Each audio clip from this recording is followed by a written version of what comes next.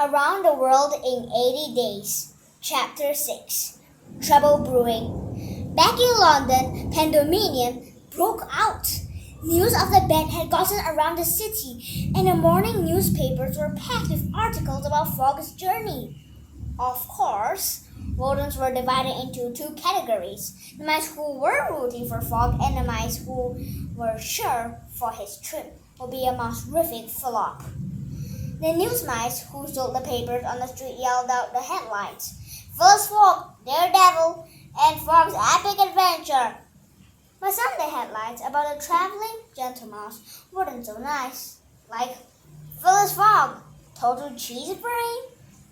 Curious rodents discussed the bet everywhere they went, in clubs, theaters, and markets. Many of them even placed bets of their own, as if they were at a racetrack.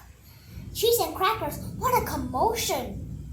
Fogg had already begun his trip, so he didn't have any idea what was happening back in London.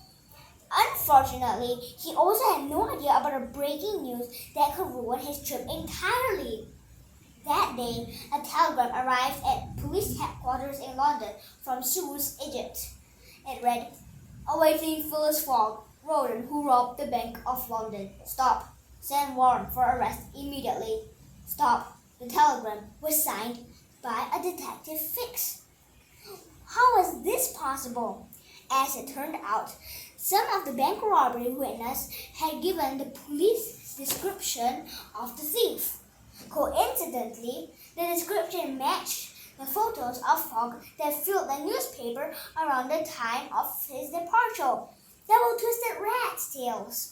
The rodent of London were suddenly convinced that a mouse had stolen £55,000 from the Bank of London and was none other than Phyllis Fogg.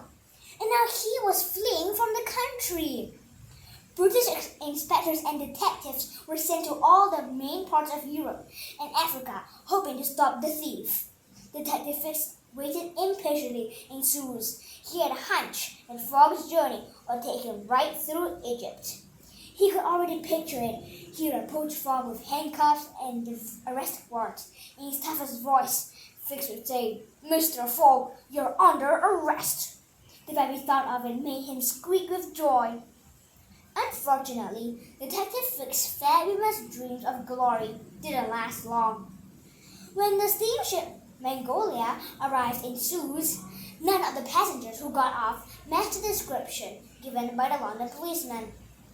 "Rats," he growled, twisting his hat between his paws. "Fogg is nowhere to be seen, but I'm sure he was on the ship." As he was lost in thought, a rodent moved towards him through the crowd. "Excuse me, sir," the rodent said politely. "My name is Passepartout. Could you tell me where to find the consultation office?" "I need them to sign this." He held up a passport.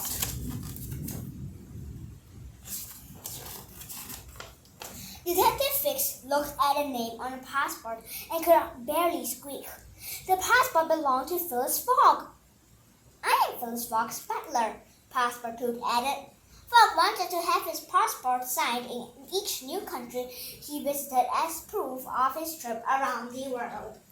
Fix said, "I'm afraid your boss must go to the consulate himself." Passepartout nodded and headed back to the ship to find Fogg. Detective Fix ran to the consulate as fast as his paws would take him. "Mr. Consul, our thief will be here in seconds," he panted, out of breath. "Slimy Swiss boss, we have to stall under the arrest warrant arrived from London." The consul looked doubtful. "How?" Fix threw up his paws. "Just don't sign his passport, no matter what." "But that's impossible," the consul insisted. "If the passport is legal, I'm obligated to sign it." Detective Fix wanted to argue, but just then Fogg and Passepartout walked into the office. Moldy mozzarella! It looked everything in Fix's powers not to squeak a word, but he couldn't say anything to Fogg until he had the arrest warrant in his paws. When the consul opened Fogg's passport, he said, I see that you're an English citizen. Mr. Fogg, where are you traveling to? I am going to South Asia, Bombay, India, responded Fogg politely. The passport was legal, so the consul had to sign it. Fogg and Passepartout headed back to the Mongolia while Detective Fix tugged at his whiskers and twisted his tail. Fogg was getting away. Aboard the ship, Fogg went to his cabin and sat at a table. He calmly pulled out a small notebook and detailed his journey so far. Departed from London, England, October 2, 8:45 p.m. Arrived in Paris, France, October 3, 7:20 a.m. Rode to Tournai, Italy, October 4. Arrived in Brindisi, Italy, October 5, 4 p.m. Arrived in Suez, Egypt, October 9, 11 a.m. Total 6.5 days, as predicted. Meanwhile, down on the dock, Detective Fix paced. How could he keep Fogg from leaving Egypt? He was so close to catching that thief.